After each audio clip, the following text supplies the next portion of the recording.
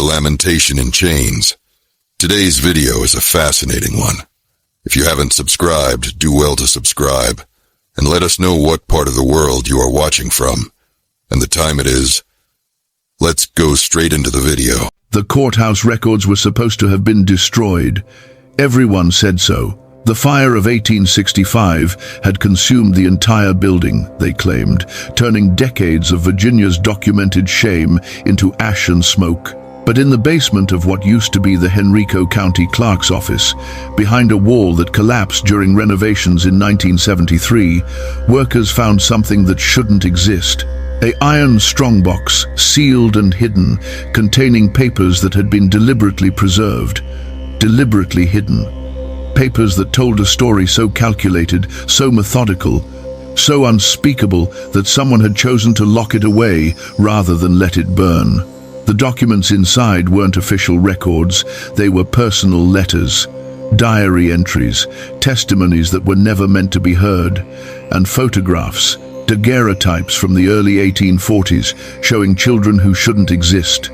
23 of them across 5 years, all with the same emerald green eyes and pale blonde hair, all born to enslaved women in Henrico and Chesterfield counties, all from one father.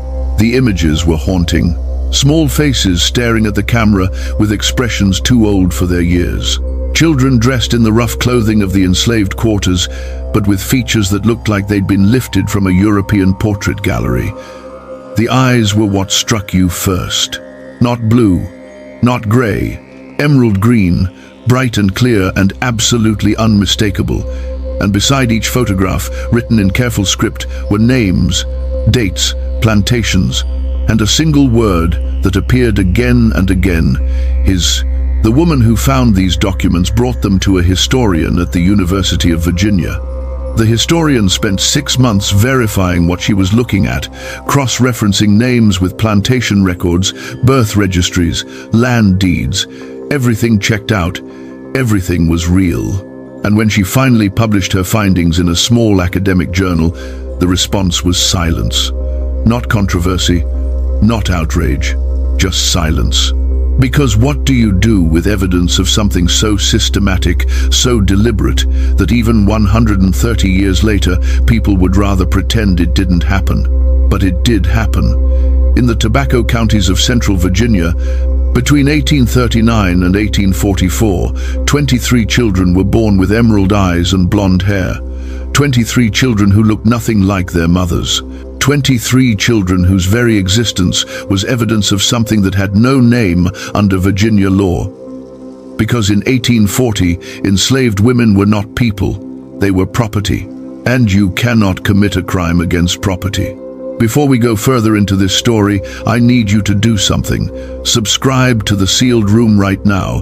Hit that notification bell, because the stories we tell here, the truths we uncover, they matter, and I want to hear from you. Drop a comment telling me where you're watching from, what state, what city. Now let's uncover what really happened in those Virginia counties between 1839 and 1844. The story doesn't begin with an overseer noticing a pattern. It doesn't begin with whispers traveling between plantations.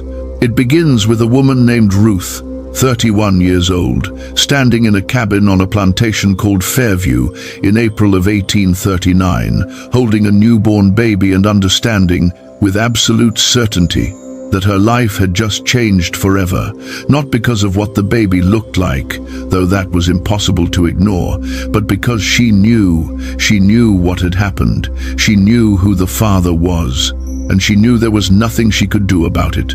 Ruth had been born in Richmond, sold south to Fairview when she was 19, separated from her mother and 3 sisters in a transaction that took less time than buying a horse. She'd spent 12 years at Fairview, learning the rhythms of tobacco cultivation, learning which overseers to avoid, learning how to make herself useful enough to keep, invisible enough to survive. She'd been paired with a man named Daniel when she was 23. A pairing arranged by the plantation owner to produce children who would become valuable property. Daniel was a good man, quiet, strong. He worked the tobacco fields from dawn until dusk, came back to their cabin exhausted, slept, woke, repeated. They had one daughter already, a girl named Sarah, 7 years old. Sarah looked like her parents. Dark skin, dark eyes, dark hair that curled tight against her scalp. This second child should have looked the same. Ruth had carried her for 9 months, felt her move and kick and grow. She'd prepared herself for the pain of childbirth, for the exhaustion that would follow, for the strange joy of holding a new baby despite everything. She had not prepared for this. The baby girl in her arms had skin so pale it looked like cream, hair that came in blonde and fine, and eyes. God, those eyes, emerald green, bright as jewels, impossible. Ruth stared at her daughter and felt something crack open inside her chest. Not love, not yet, just recognition. This was evidence. This was proof. This child's face was a confession written in flesh and bone. The midwife who delivered the baby, an older woman named Patience, hadn't said a word. She'd cleaned the infant, cut the cord, wrapped her in cloth, and handed her to Ruth with an expression that said everything. I know, you know, we both know, and neither of us can speak it aloud. Daniel came to the cabin an hour later. He'd been working the far fields, hadn't heard about the birth yet. He pushed through the door with that careful exhaustion he always carried, ready to meet his second daughter. He stopped 3 feet from Ruth. His eyes went from the baby to Ruth's face, to the baby again. His mouth opened, closed, opened again. No words came out. That's not mine, he finally managed. His voice was flat, empty. She's yours, Ruth whispered. She has to be. Look at her, Ruth. Look at her eyes. Look at her hair. That child isn't mine. I haven't been with anyone else. You know that. You know I haven't. Then how do you explain this? I can't. The silence that followed was worse than any words. Daniel stood there, swaying slightly, like a man who'd been struck in the head. Then he turned and walked out of the cabin. He didn't come back that night, or the next. By the end of the week, he'd requested reassignment to a different work crew, a different cabin, a different life that didn't include Ruth or the impossible baby she'd brought into the world. Ruth named her daughter Grace. The name felt like a prayer and a curse. Grace grew quickly, healthy, alert, beautiful in a way that made people stare. By 3 months old, her emerald eyes were even more striking, her blonde hair thick and soft. She looked like a porcelain doll someone had accidentally dropped into the quarters. The other enslaved people on Fairview didn't know what to make of Grace. Some avoided looking at her entirely. Others stared when they thought Ruth wasn't watching. A few of the older women approached Ruth privately, asking careful questions. Has anyone bothered you? Has anyone come to your cabin at night? Ruth's answer was always the same. No, I don't know what happened. I can't explain it. But that was a lie. Ruth knew exactly what had happened. She knew who Grace's father was. She'd known from the moment she saw those emerald eyes. She just couldn't say it out loud, couldn't speak the name. Because speaking the name meant acknowledging something so dangerous, so impossible to prove, so certain to bring punishment down on her own head, that silence was the only protection she had. The father was Jonathan Blackwell, 34 years old, the second son of the family that owned Fairview. And Ruth knew because she remembered the night it happened. Every detail, every moment, burned into her memory like a brand. It had been December. The tobacco harvest was done, the curing barns full, the fields dormant until spring. The main house was preparing for Christmas, and Ruth had been called up from the quarters to help with cleaning. The regular house staff was overwhelmed with preparations for a party the Blackwells were hosting, so they'd pulled in extra hands. Ruth scrubbed floors, washed windows, polished silver, work that made her back ache and her hands crack from the cold water and lye soap. She'd finished late, past midnight, and was heading back to the quarters when Jonathan Blackwell appeared in the hallway. He'd been drinking. She could smell it on him. Whiskey and tobacco and something else, something sharp and wrong. He blocked her path, smiled, asked where she was going. Ruth had kept her eyes down, murmured that she was returning to the quarters, tried to step around him. He'd moved to block her again. His hand had caught her arm. His grip was gentle at first, almost friendly, then tighter. What happened next lasted maybe 10 minutes, maybe less. Time fractured and stretched in ways Ruth couldn't track. There was a room, a door that locked. Jonathan's voice, low and calm, telling her not to fight, not to scream, that it would be easier if she didn't resist. Ruth had learned long ago that resistance brought worse punishment, so she went somewhere else in her mind, somewhere far away from her body, from the room, from what was being done to her. She floated above it all, watching from a distance, waiting for it to end. When it was over, Jonathan had straightened his clothes, told her she could go, warned her not to speak of this to anyone. Then he'd unlocked the door and walked away as though nothing had happened. Ruth had made her way back to the quarters in the dark, her body moving on instinct while her mind stayed floating, disconnected. She'd climbed into bed beside Daniel, who was already asleep, and lay there until dawn, staring at the ceiling, feeling something inside her break that would never fully heal. 3 weeks later, she'd missed her monthly bleeding. By February, she knew she was pregnant. By March, she understood with cold certainty whose child she was carrying. And in April, when Grace was born with Jonathan Blackwell's emerald green eyes staring up at her, Ruth's worst fears were confirmed.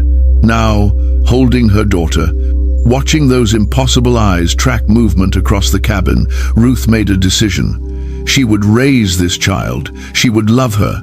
She would protect her as much as any enslaved woman could protect her children. But she would never speak the truth aloud, never name the father, never give anyone the satisfaction of confirmation. Because what good would it do? Jonathan Blackwell was white, wealthy, protected by law and social standing. Ruth was property.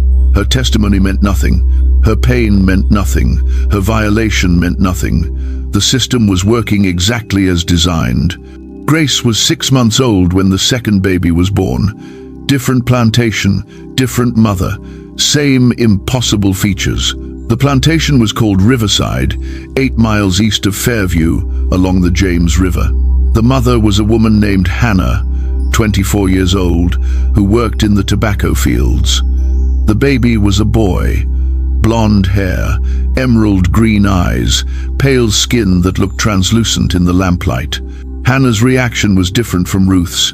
She screamed when she saw her son, screamed and screamed until the midwife had to physically restrain her, hand clamped over Hannah's mouth, hissing at her to be quiet before she brought the overseer running. Hannah's partner, a man named Jacob, took one look at the baby and walked out. Never came back. Hannah refused to hold her son for 3 days, refused to feed him, refused to even look at him. Finally, another woman in the quarters, someone who'd given birth herself too many times to count, forced Hannah to understand. You either feed this baby or he dies, and if he dies, they'll blame you. They'll punish you. He's your child now, whether you want him or not. Hannah named him Thomas, and she fed him, and she kept him alive. But she never stopped hating him, never stopped seeing his emerald eyes as evidence of something she couldn't speak about, couldn't process, couldn't survive if she let herself feel it fully. The news traveled slowly at first, plantation to plantation along the James River, carried by traders who stopped at multiple landings, by enslaved people who had family connections across county lines, by the invisible network of communication that existed beneath the surface of Virginia society. 2 babies, different plantations, same impossible features. People started paying attention. The third birth happened in January of 1840, plantation called Meadowbrook, 12 miles north of Richmond. The mother was a woman named Esther, 19 years old, who'd been assigned to work in the main house kitchen. The baby was a girl, emerald eyes, blonde hair so pale it looked white in the winter sun. Esther's recorded partner, a man named Moses, disappeared the night the baby was born, just walked off the plantation. They found him 3 days later, 20 miles away, half frozen, barely alive. He never spoke about why he'd run, never acknowledged the baby. When they brought him back, whipped him for running, sent him back to work, he moved like a ghost, empty, hollowed out. The fourth birth came in April of 1840, plantation called Cedar Hill, just across the county line into Chesterfield. The mother was a woman named Mary, 26 years old, strong and capable, respected in the quarters for her practical wisdom. The baby was a boy. Those same emerald eyes stared up from a face framed by blonde hair. Mary looked at her son and said nothing, just nothing. For weeks, she cared for him mechanically, fed him, changed him, kept him alive. But her face stayed blank, her eyes distant, like she'd retreated somewhere inside herself where the world couldn't reach her. By summer of 1840, plantation owners across Henrico and Chesterfield counties were becoming aware of the pattern, not because they were looking for it, but because the whispers had grown too loud to ignore. 4 babies in just over a year. 4 different plantations, 4 enslaved women who all told the same story. They'd been with no one but their recorded partners. They couldn't explain their children's appearance. They had nothing more to say.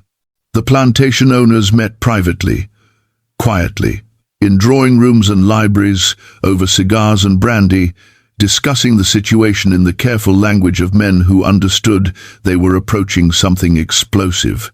The consensus was clear.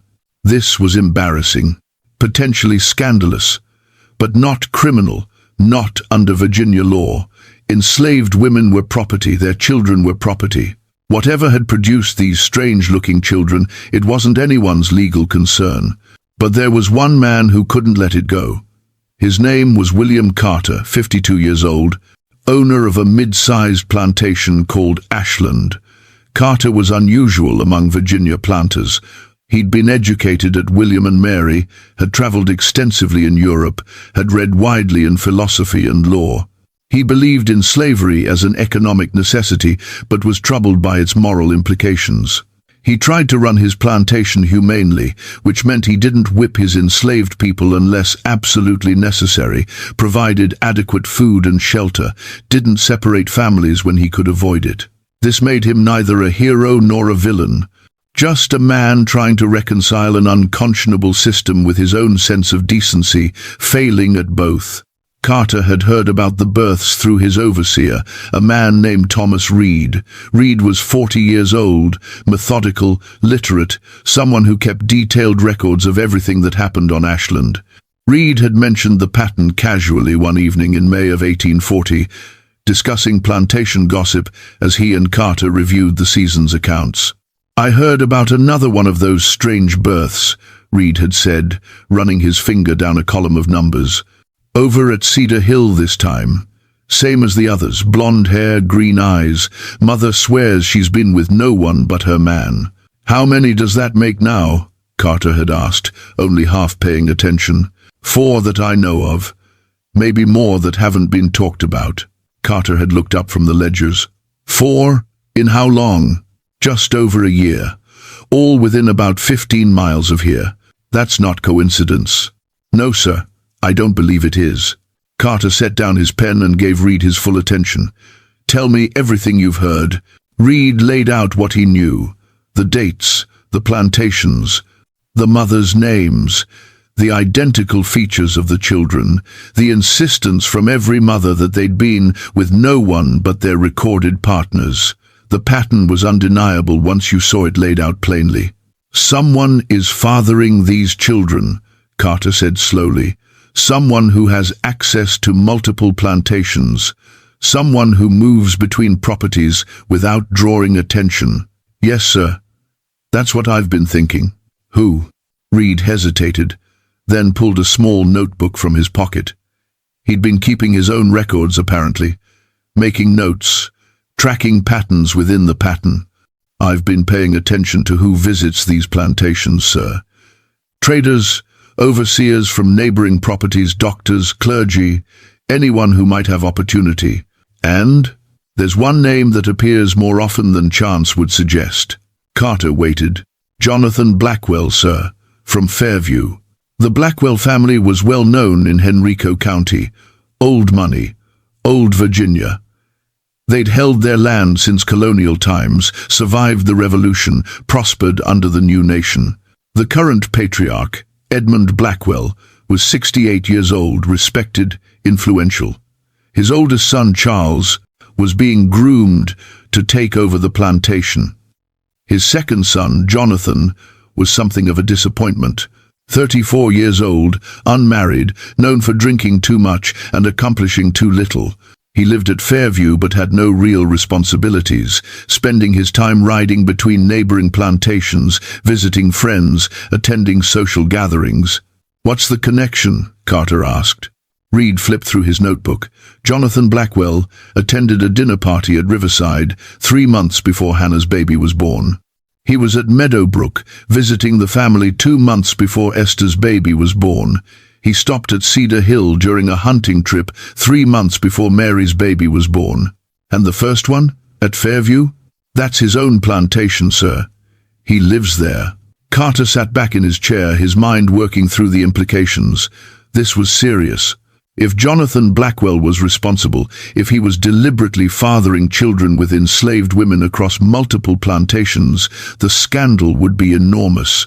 Not because such things didn't happen, they happened constantly, but because of the pattern, the deliberateness, the emerald eyes that marked each child as unmistakably his. "What are you suggesting we do?" Reed asked carefully.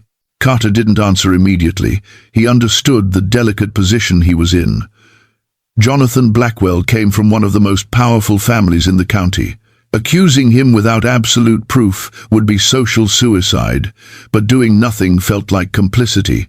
"I need to think about this," Carter finally said. "Say nothing to anyone. Keep tracking the pattern if there are more births. But quietly, very quietly." "Yes, sir." Over the following months, Carter wrestled with what to do. He consulted his law books, looking for any statute that might apply. But Virginia law in 1840 was clear. Enslaved people were property. They had no legal standing. They couldn't bring charges. They couldn't testify against white people in court. And the children born to enslaved women belonged to the women's owners, regardless of paternity. There was no crime here, not legally.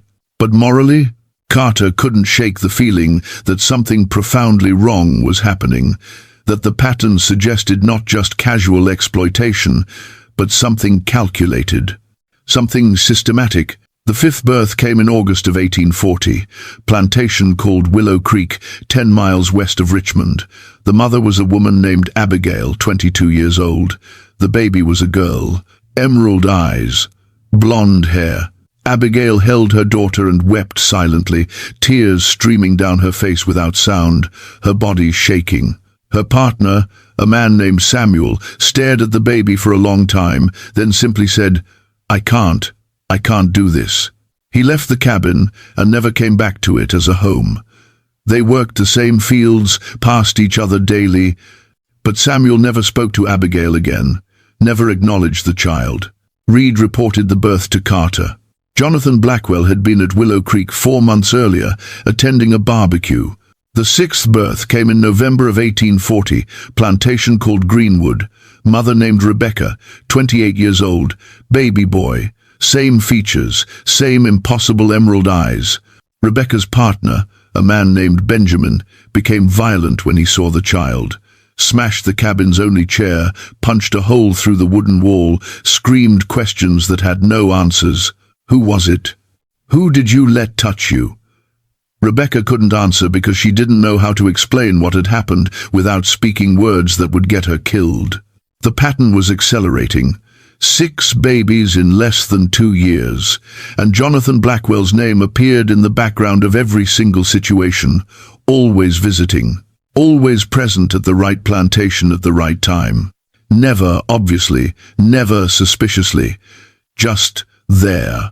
Orchestrated narrative progression with deepened emotional stakes. I need to continue building the pattern, introduce more perspectives, and start moving toward the investigation and revelation. I should maintain the emotional intensity while adding new layers to the story. Let me continue with the development. Carter decided he needed to speak with the mothers directly, not to interrogate them. Not to demand answers, but to offer them something no one else had, the opportunity to be heard. He started with Ruth at Fairview, since she was the first mother and her daughter Grace was now 18 months old, walking, talking, those emerald eyes bright and aware. Carter arranged to visit Fairview on the pretext of discussing a business matter with Edmund Blackwell. While there, he asked permission to inspect the quarters, claiming he was considering changes to the cabin layout at his own plantation and wanted to see how Fairview managed it. Edmund, proud of his property, agreed readily. Carter found Ruth working outside her cabin, hanging laundry on a line strung between two posts. Grace was playing in the dirt nearby, her blonde hair catching the afternoon sun like a beacon. The child was stunning, unnaturally beautiful, and completely out of place. Ruth saw Carter approaching and immediately went still, her hands frozen on the wet sheet she was hanging. Every enslaved person knew that when a white man approached with purpose, it rarely meant anything good. "Ruth," Carter said gently, "I'd like to speak with you if you're willing." "Yes, sir." Ruth's voice was carefully neutral. "About your daughter." Ruth's jaw tightened almost imperceptibly. "Grace is healthy, sir. No trouble." "I'm not here about trouble. I'm here because I want to understand what happened, who her father is." The silence stretched between them. Grace babbled something in her toddler language, oblivious to the tension. "Daniel is her father, sir," Ruth finally said. "That's what the records show." "Ruth, I know that's not true, and I think you know who the real father is." Ruth turned to face him directly for the first time. Her eyes were hard, guarded, filled with something Carter couldn't quite name. Grief, maybe, or rage buried so deep it had turned to stone. "With respect, sir, what difference does it make who I think the father is? I'm property. My daughter is property. Property doesn't get to name fathers. Property doesn't get justice. Property just survives. I want to help." Ruth laughed, a sharp, bitter sound. "Help how, sir? You going to give me my freedom? You going to make my daughter free? You going to arrest a white man based on the testimony of a slave woman? Because unless you can do one of those things, your help is just words." Carter felt the truth of her words like a physical blow. She was right, completely right. He had no real power to help her, no legal avenue to pursue, no way to deliver justice even if she told him everything. "But I can document what happened," Carter said quietly. "I can create a record. So that someday when things change, when the law changes, there's evidence, there's truth preserved. Truth doesn't matter without power, sir. Maybe not now, but someday it might." Ruth stared at him for a long moment, evaluating, deciding whether this white man was sincere or just another kind of danger. Finally she spoke, her voice low and controlled. "His name is Jonathan Blackwell. He came to me in December of 1838. I was working in the main house. He cornered me, locked a door, told me not to fight. I didn't fight because I wanted to live. I didn't scream because I wanted to wake up the next morning. I didn't tell anyone because who would believe me? Who would care? 9 months later, Grace was born, and every time I look at her eyes, I see his eyes. Every time I hear her laugh, I remember that night. Every time I hold her, I feel him still touching me. That's the truth, sir. You want to write it down? Write it down. But it won't change anything. It won't punish him. It won't protect the next woman. It won't make my daughter any less a slave. It won't make me any less property." Carter felt something break inside his chest. The casual way she spoke about her own violation, the matter-of-fact acceptance that nothing would change, the understanding that her truth had no value in the world they lived in. "I'm sorry," he managed. "I'm so sorry." "Sorry doesn't help either, sir." Ruth turned back to her laundry.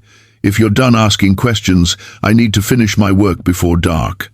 Carter left Fairview shaken. He'd known intellectually that the system was cruel, that enslaved people suffered in ways he could barely comprehend. But hearing Ruth speak so plainly about her violation, about the absolute powerlessness of her position, made it real in a way that abstract knowledge never could. He visited the other mothers over the following weeks, traveled to Riverside, to Meadowbrook, to Cedar Hill, to Willow Creek, to Greenwood, Each time, he used some pretext to gain access to the quarters, to speak with the women privately. And each time, the story was the same. Jonathan Blackwell. Access to the main house or to isolated locations, a locked room or a threat, or simply the understanding that resistance was pointless. Violation. Silence. 9 months later, a baby with emerald eyes. Hannah at Riverside told him through tears. He said if I screamed, he'd have me whipped. So I didn't scream. Esther at Meadowbrook told him while staring at the ground. He smelled like whiskey and tobacco. I remember that smell. I still smell it sometimes and I can't breathe. Mary at Cedar Hill told him in a flat, dead voice. I stopped fighting after the first minute. What's the point? He was going to do what he wanted. I just wanted it to be over. Abigail at Willow Creek couldn't speak at all. She just nodded when Carter said Jonathan's name. Nodded and closed her eyes and stood there trembling.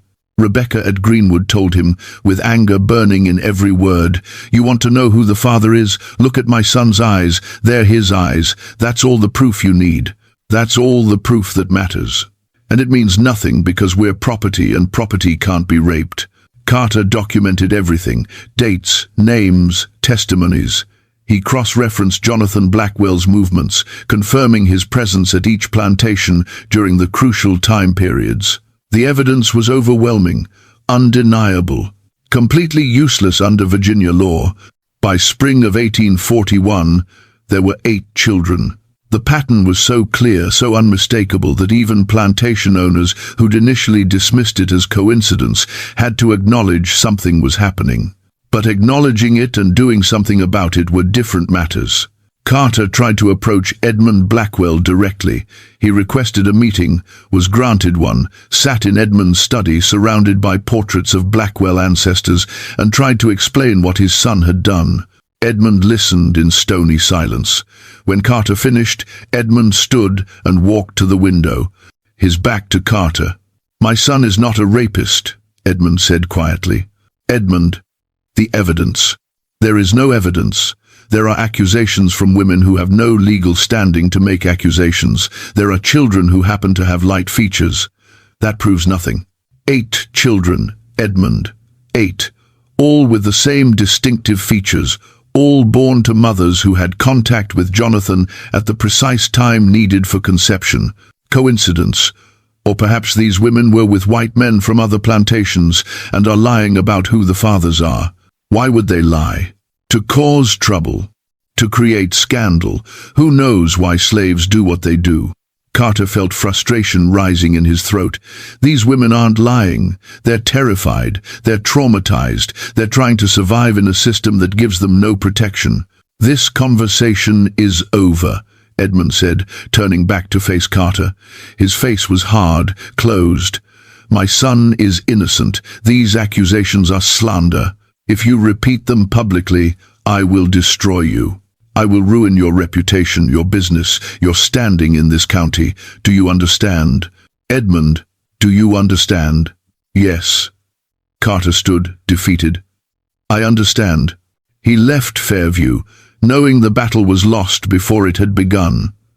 The Blackwell family had too much power, too much influence, and the law itself was on their side. Because in Virginia in 1841, enslaved women were not people. They were property, and you cannot commit a crime against property. The births continued through 1841 and 1842, 2 more in the summer, 3 in the fall, another in winter, 4 in spring. The children grew. Grace at Fairview was now 3 years old, speaking in full sentences, asking questions about why she looked different from the other children in the quarters. Thomas at Riverside was 2, bright and curious, reaching for his mother, who still flinched every time she saw his emerald eyes. The babies born more recently were still infants, but already their distinctive features were setting them apart, marking them as different, as evidence of something no one wanted to acknowledge.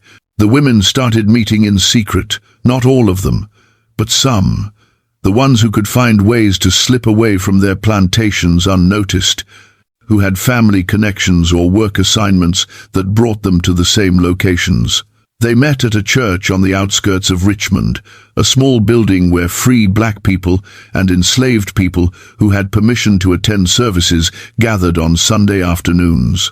The church was called Mount Zion, and its minister was a man named Reverend Isaiah Grant, 47 years old, born free in Philadelphia, who'd come to Virginia to preach despite the dangers of being a free black man in a slave state.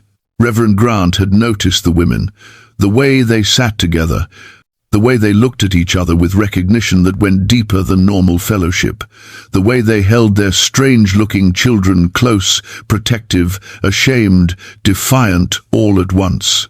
He'd heard the rumors, of course. Everyone had. The babies with emerald eyes, the pattern that suggested something deliberate, something monstrous. One Sunday in June of 1842, after the service ended and most people had left, Reverend Grant approached Ruth. She was sitting on a bench outside the church, Grace playing nearby with the other children. The little girl was 4 now, her blonde hair long and carefully braided, her emerald eyes bright as she chased another child around a tree. "Sister Ruth," Reverend Grant said gently, "may I speak with you?" Ruth looked up, wary. "Yes, Reverend. I've been watching you, and some of the other women. The ones with children like yours, children who look like they've been touched by something impossible." Ruth's face went carefully blank. "I don't know what you mean, Reverend. I think you do. And I think you're carrying something too heavy to carry alone." The words broke something in Ruth. She started crying. Not the silent tears she'd learned to hide, but deep, wrenching sobs that came from somewhere she'd kept locked away for years. Reverend Grant sat beside her, said nothing, just waited. Sometimes the greatest kindness was simply bearing witness. When Ruth could speak again, she told him everything. Jonathan Blackwell, the locked room, the violation, Grace's impossible eyes. The other women she'd met, who had the same story, the same nightmare, the same children marked by the same man. She told him about William Carter's investigation, about Edmund Blackwell's threats, about the absolute impossibility of justice under Virginia law. Reverend Grant listened to it all. When Ruth finished, he was quiet for a long time, his face grave. "How many women?" he finally asked. "That I know of. 9. But I think there might be more who haven't spoken, who are too afraid." "And the children?" 14. "The oldest is Grace. The youngest was born last month." Reverend Grant stood and paced a few steps, thinking. Ruth watched him, hoping for something. Wisdom. Comfort. Some way forward that didn't exist. "The law won't protect you," Reverend Grant said. "We both know that. Virginia law sees you as property. Your testimony means nothing. Your pain means nothing. Your children are property that belongs to your owners. There's no legal recourse." "I know. But there are other kinds of power besides the law." Ruth looked at him sharply. "What do you mean?" "I mean that Virginia's planters care deeply about reputation, about social standing, about how they're seen by their peers. A legal case might be impossible. But public scandal, public shame, that's something they fear." "You want us to speak publicly?" Ruth's voice was incredulous. "They'd kill us, or sell us away from our children, or worse." "Not you. You can't speak. Your voices don't carry in this world, but mine does. I'm free. I have standing. I can write. I can publish. I can tell your story in ways that reach people who matter. And you think that would change anything? I don't know, but I know that silence protects the powerful, and I know that sometimes the only weapon the powerless have is truth spoken loudly enough that people can't ignore it. Ruth considered this. The idea was terrifying, dangerous. It could bring punishment down on her, on the other women, on their children. But it could also do something they'd never been able to do themselves. Make noise, force people to see, refuse to let this be buried in silence. "Let me talk to the others," Ruth said. "See if they're willing." Over the following weeks, Ruth spoke with the other mothers she knew. Hannah at Riverside, Esther at Meadowbrook, Mary at Cedar Hill, Abigail at Willow Creek, Rebecca at Greenwood, and 3 others, Women named Sarah, Catherine, and Elizabeth from plantations Ruth had only recently learned about. 12 women total, 12 mothers of children with emerald eyes. The conversations were difficult. Some women were too afraid. The risk of speaking, even through Reverend Grant's voice, felt too great, but others were angry. So angry they'd burn everything down if it meant Jonathan Blackwell faced consequences. In the end, 7 agreed to share their stories. 7 testimonies that Reverend Grant could weave into a document that would expose what had happened. Reverend Grant worked through the summer of 1842, interviewing each woman privately, recording their testimonies with careful precision. He documented dates, locations, circumstances. He noted the distinctive emerald eyes that marked each child. He created a timeline that showed the pattern with undeniable clarity. And he wrote an essay, powerful and uncompromising, that laid out the evidence and demanded accountability. He titled it, "A System That Protects Monsters: The Case of Jonathan Blackwell and the Violation of Enslaved Women in Henrico County, Virginia." The essay was 15 pages long. It began with a philosophical argument about the nature of law and justice, questioning whether a legal system that defined human beings as property could ever deliver moral justice. Then it detailed the testimonies of the 7 women, presenting their stories in their own words as much as possible. Finally, it concluded with a direct challenge to Virginia's planters. If you claim to be Christian men, if you claim to value honor and decency, if you claim that slavery is a benevolent institution, then explain Jonathan Blackwell. Explain 14 children with emerald eyes. Explain a pattern so deliberate it can only be called systematic. Explain your silence. Reverend Grant knew the essay was dangerous. Publishing it could get him arrested, beaten, killed. Free black men who challenged the system didn't survive long in Virginia. But he also knew that silence was complicity, and he'd rather die speaking truth than live as an accomplice to horror. He sent the essay to 3 publications: a abolitionist newspaper in Philadelphia, a religious journal in Boston, and a small Richmond paper known for occasionally publishing controversial pieces. The Philadelphia paper printed it in September of 1842. The Boston Journal printed it in October. The Richmond paper refused, but copies of the other publications made their way back to Virginia, passed from hand to hand, read in secret, discussed in whispers. The reaction was explosive. Abolitionists in the North seized on the story as evidence of slavery's inherent evil, the systematic violation of enslaved women, the creation of children as evidence, the absolute legal immunity of the perpetrator. It confirmed everything they'd been arguing about the moral bankruptcy of the institution.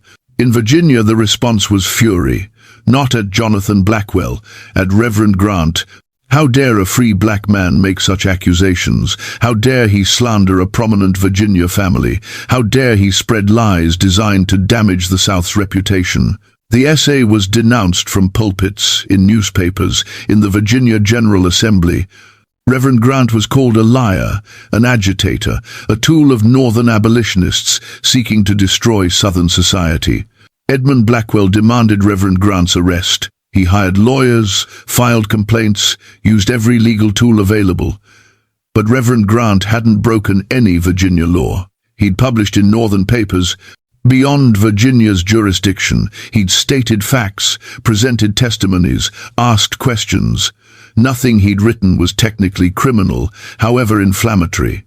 But legal immunity didn't mean safety. In November of 1842, Reverend Grant's church was burned to the ground.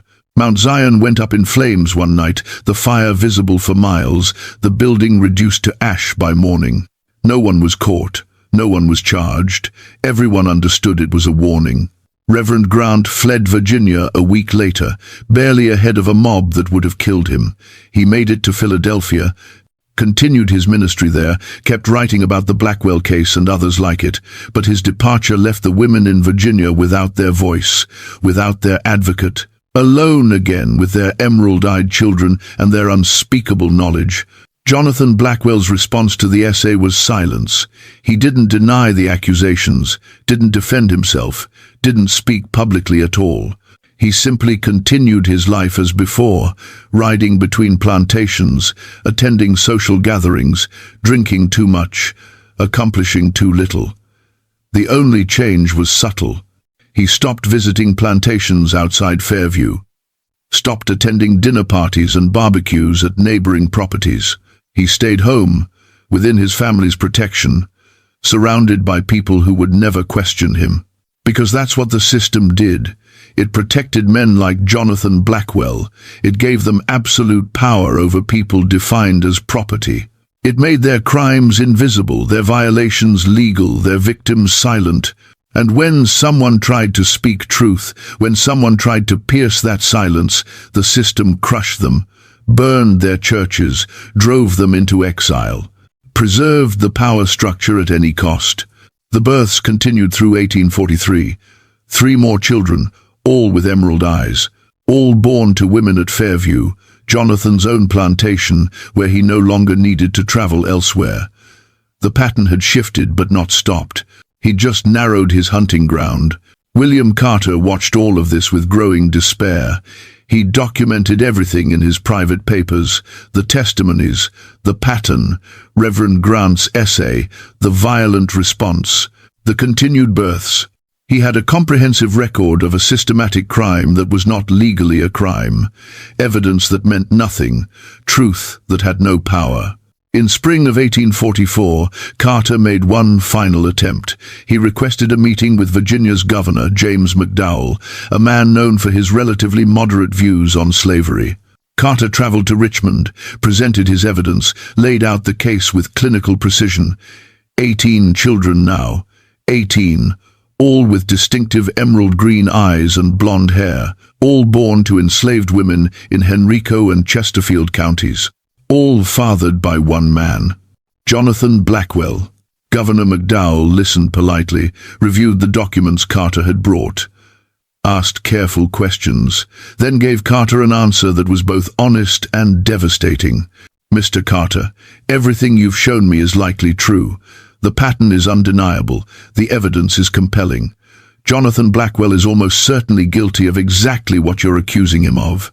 But under Virginia law, he has committed no crime. Enslaved women are property. Their owners might have civil complaints about damage to their property, but the women themselves have no standing to bring criminal charges.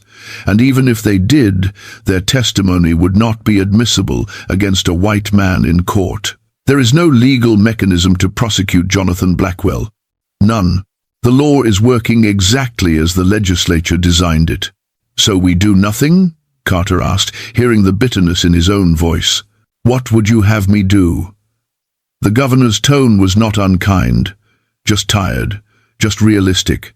Change the law, make enslaved people persons under the law, give them rights, legal standing, the ability to testify against white people. Do you understand what that would mean? It would unravel the entire system.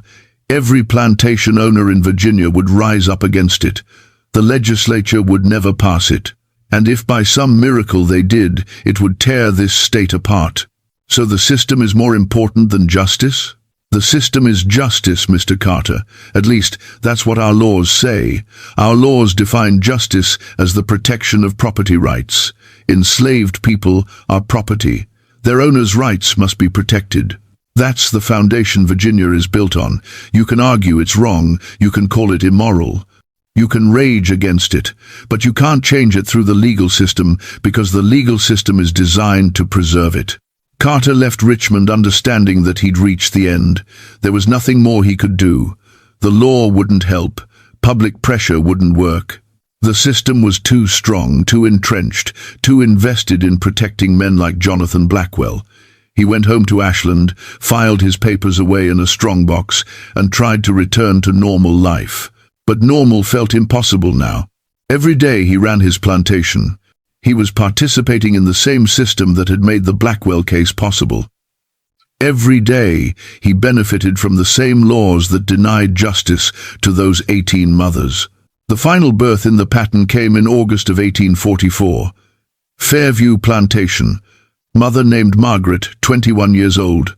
Baby girl. Emerald eyes. Blonde hair so pale it looked like spun silver. Margaret looked at her daughter and said 7 words that would stay with everyone who heard them. "This is the last one he'll make."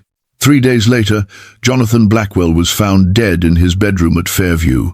The official cause was heart failure. He was 39 years old, relatively healthy, no history of heart problems.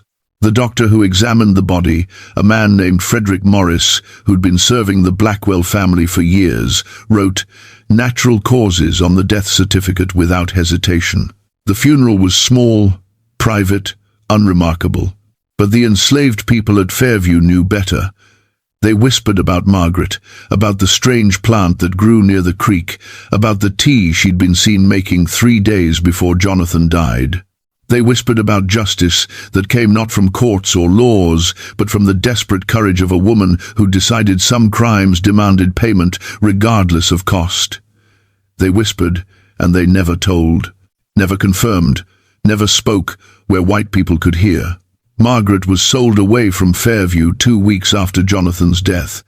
Edmund Blackwell claimed he needed to reduce his workforce, needed to raise capital. Margaret was sent to a plantation in Georgia, separated from her infant daughter, who remained at Fairview as property. The baby was raised by another woman in the quarters, grew up never knowing her mother, carrying emerald eyes and blonde hair as the only evidence of where she'd come from. The other children grew up scattered across Virginia. Some remained on the plantations where they were born. Others were sold as they got older, their distinctive appearance making them valuable for certain purposes. The girls, especially, were sought after by traders who dealt in what the system called fancy trade, enslaved women with light skin, European features, who could be sold for sexual exploitation to wealthy men who wanted the appearance of whiteness without the social complications of relationships with white women. Grace, Ruth's daughter, was sold when she was 12. Sent to New Orleans where her emerald eyes and blonde hair made her valuable, Ruth never saw her again, never knew what became of her. Spent the rest of her life wondering if Grace was alive, if she was suffering, if she remembered her mother at all. Thomas, Hannah's son, was kept at Riverside until he was 15, then sold to a plantation in South Carolina. Hannah died 2 years later. Some said it was fever, others said it was a broken heart, though that wasn't something doctors wrote on death certificates. The pattern of birth stopped after Jonathan Blackwell's death. No more emerald-eyed children appeared in Henrico or Chesterfield counties. The whispers faded. The scandal became history. The children remained, but as they were sold away, scattered across the South, the visible evidence of what had happened disappeared. Within 10 years, most people had forgotten, or pretended to forget, which amounted to the same thing. William Carter kept his records. When the Civil War came, when Virginia seceded, when the fighting tore through the countryside, Carter hid his strongbox in the basement of his house. He survived the war, barely, watched his plantation burn, watched the world he'd known collapse. When slavery ended, when the 13th Amendment made it unconstitutional to own human beings as property, Carter felt something he hadn't expected. Not triumph, not vindication, just profound exhaustion. He died in 1872 at the age of 84. His papers were inherited by his daughter, who'd married a Richmond lawyer. She found the strongbox, read the documents inside, and was horrified by what her father had documented. The systematic violation of enslaved women, the 18 children with emerald eyes, Jonathan Blackwell's impunity, Margaret's possible revenge, the absolute failure of law and justice. She didn't know what to do with this information, so she did what many people did with uncomfortable truths. She hid it, put the strongbox back in the basement, told no one, let it sit in darkness. The strongbox stayed there for 101 years, surviving fires and floods and the slow decay of time, until workers renovating the old house found it in 1973, pulled it out from behind a collapsed wall, opened it, and discovered a story Virginia had tried to forget. The historian who examined the documents in 1973 was a woman named Dr. Eleanor Hayes, 42 years old, professor of American history at the University of Virginia. She'd spent her career studying the antebellum South, focusing on the lives of enslaved people whose stories had been deliberately erased from official records. When the construction workers brought her the strongbox, not knowing what else to do with century-old papers that seemed important, Dr. Hayes understood immediately what she was looking at. William Carter's handwriting was precise, methodical, the work of someone who understood he was creating evidence that might matter someday. The testimonies were dated and signed with X marks, the women unable to write their own names but leaving their mark as witness. The timeline was meticulous, showing Jonathan Blackwell's presence at each plantation exactly 3 months before each birth. And the photographs. God, the photographs. 23 daguerreotypes, carefully preserved, showing children who shouldn't exist. Dr. Hayes spent 6 months verifying everything. She cross-referenced names with plantation records held in county archives. She tracked birth registries, death certificates, sale documents. She traced property deeds to confirm which families owned which plantations in the 1840s. She contacted descendants of the families involved, asking careful questions, looking for any surviving documentation. Everything checked out. Every detail was accurate. William Carter had documented a systematic crime with scientific precision. Dr. Hayes published her findings in the Journal of Southern History in December of 1974. The article was titled "The Blackwell Case: Systematic Sexual Violation and Legal Impunity in Antebellum, Virginia." It was 37 pages long, heavily footnoted, filled with primary source documentation. It named names: Jonathan Blackwell, Edmund Blackwell, the plantation owners who'd known and done nothing, the governor who'd admitted the law couldn't help. The system that had protected a monster while denying justice to his victims. The academic response was mixed.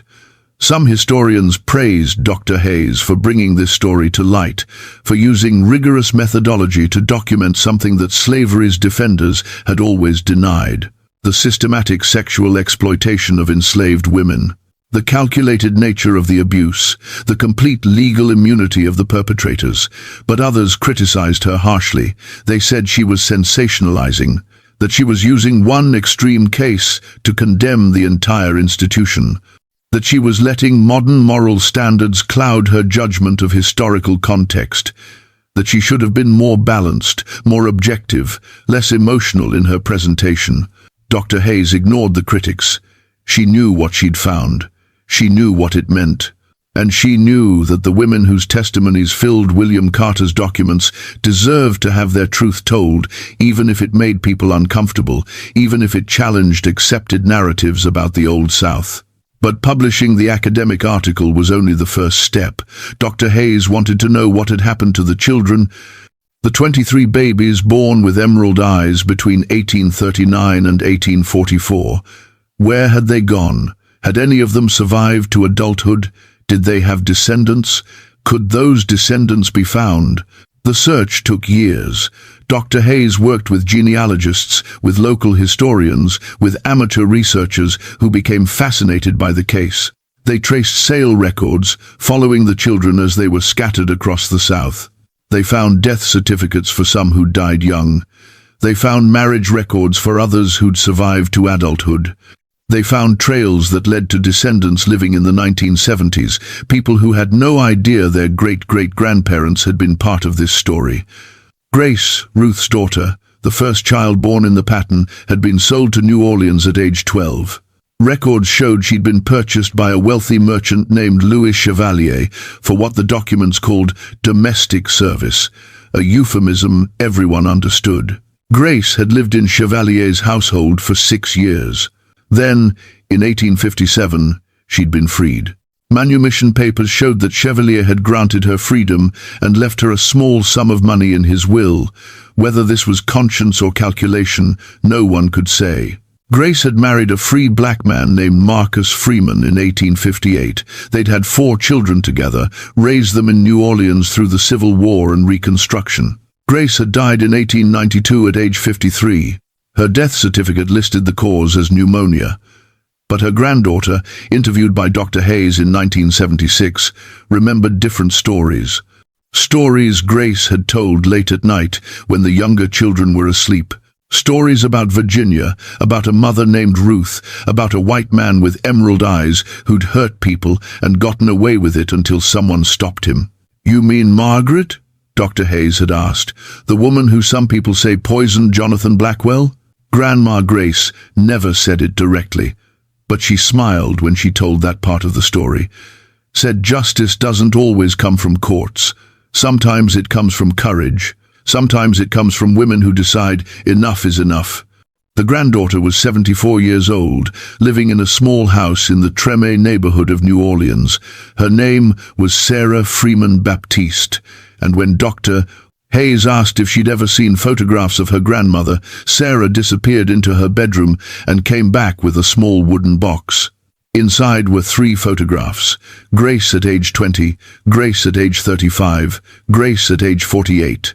In each one, those emerald eyes stared out from the frame, bright and clear and unmistakable, beautiful and haunted and defiant all at once. She never talked much about her childhood. Sarah said softly, holding the photographs carefully, said it was too painful. But she made sure we knew where we came from, made sure we understood that we survived. That survival itself was resistance. Dr. Hayes found 11 other descendants of the emerald-eyed children, scattered across the country, some in Louisiana, some in Georgia, some who'd migrated north during the Great Migration to Chicago and Detroit and New York. Most didn't know the full story of their ancestors. They knew family legends, fragments, pieces, but Dr. Hayes brought them the documentation, the testimonies, the photographs, the proof that their ancestors' suffering had been real, had been documented, had been preserved by a white man who'd tried to help even when the law made help impossible. The descendants had mixed reactions. Some were grateful, feeling that finally their ancestors were being recognized, their pain acknowledged.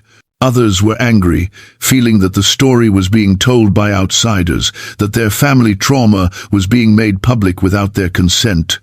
A few wanted nothing to do with it, wanted to leave the past buried, wanted to move forward without carrying that weight. Dr. Hayes understood all of it. Trauma doesn't disappear with time. It gets passed down, transformed, carried in different ways by different generations. The children born with emerald eyes had grown up marked by their origins, struggling with identities that didn't fit neatly into any category.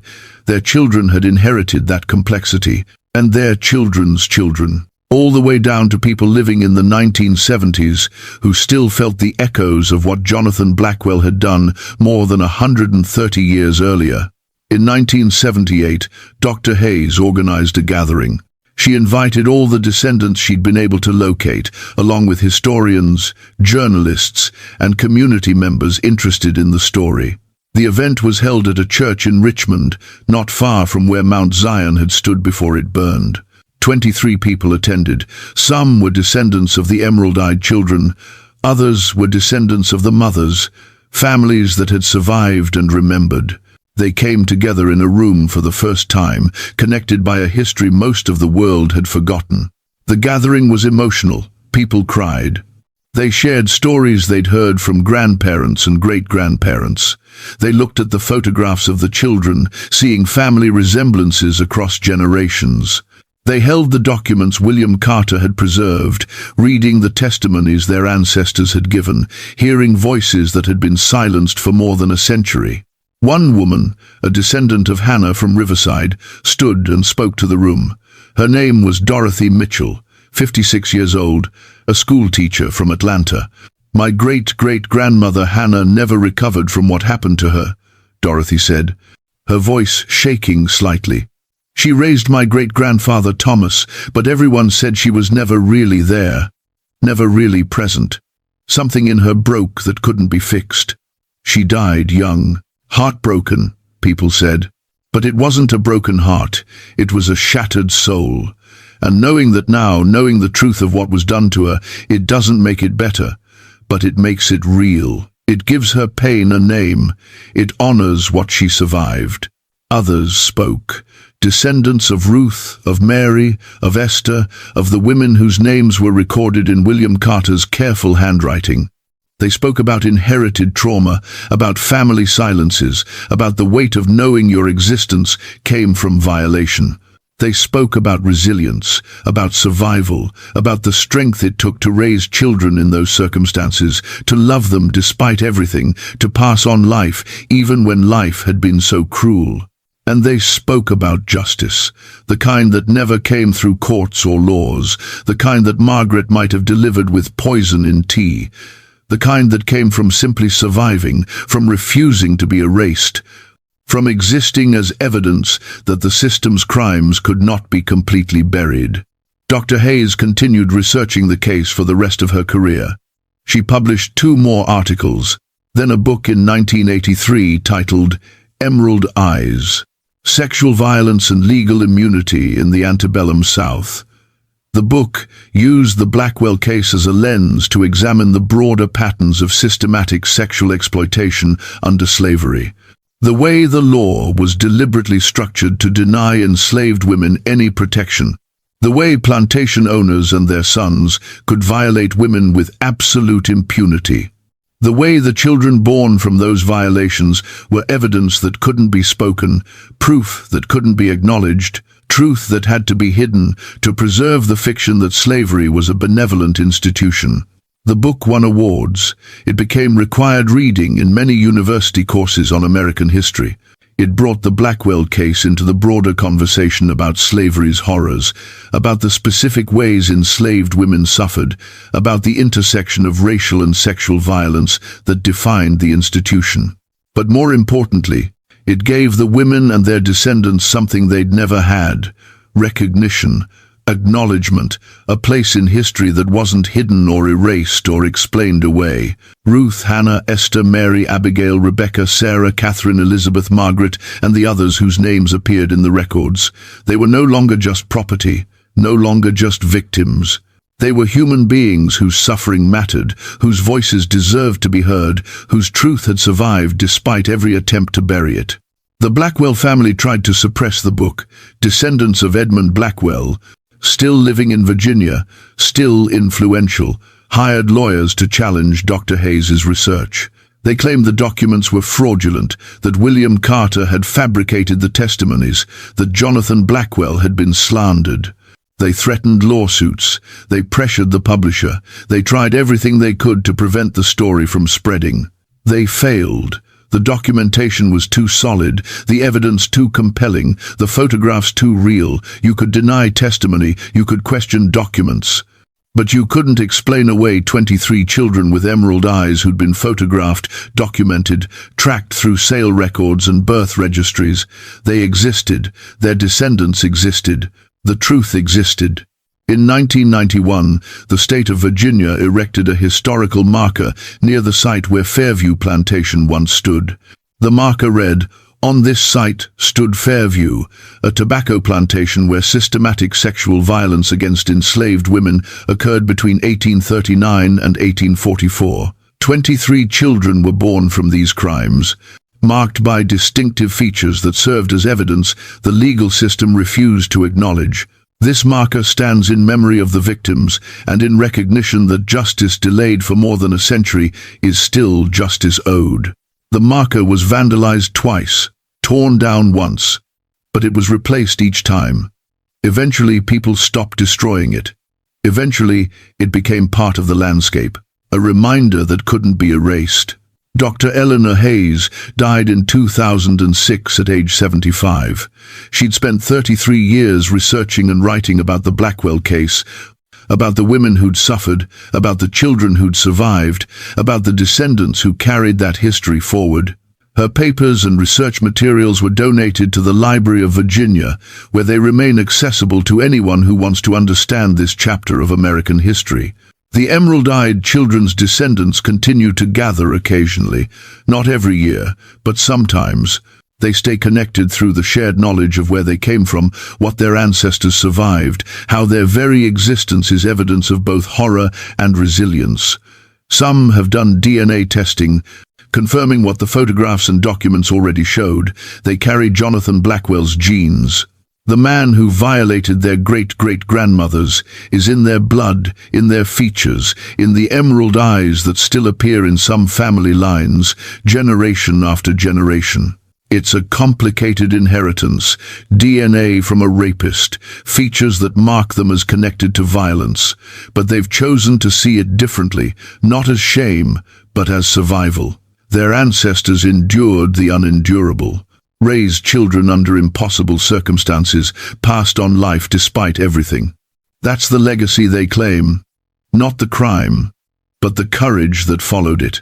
The story of Virginia's emerald-eyed children reveals something essential about American slavery that's often obscured in more sanitized historical narratives. The institution wasn't just about labor exploitation or economic calculation. It was about absolute power wielded over people who had been legally stripped of their humanity. It was about the systematic denial of personhood, the reduction of human beings to property, the creation of a legal framework that made the most monstrous crimes invisible. Jonathan Blackwell was not an aberration. He was the system working exactly as designed, a white man with access, opportunity, and complete legal immunity. The law protected him because the law was written to protect men like him. The women he violated had no recourse because they were property. Their children became property. Their pain became invisible. Their truth became unspeakable. What makes the Blackwell case unusual is not that it happened, it's that it was documented. That William Carter preserved evidence. That Reverend Grant published testimonies. That Dr. Hayes found the records and brought them to light. Most cases like this disappeared without trace. The women suffered in silence. The children grew up marked but unnamed. The perpetrators died peacefully, their crimes buried with them. But this case survived. The truth survived. 23 children with emerald eyes who became hundreds of descendants who exist today, carrying that history in their genes and their memories. They are living evidence that some truths refuse to stay buried, that documentation matters. That preservation of even the most painful stories serves justice in ways that take generations to understand. The system that made the Blackwell case possible no longer exists. Slavery ended. The 13th Amendment declared that owning human beings as property was unconstitutional. Laws changed to recognize that all people, regardless of race, have legal standing and rights. The absolute immunity that protected men like Jonathan Blackwell was abolished, but the legacy remains.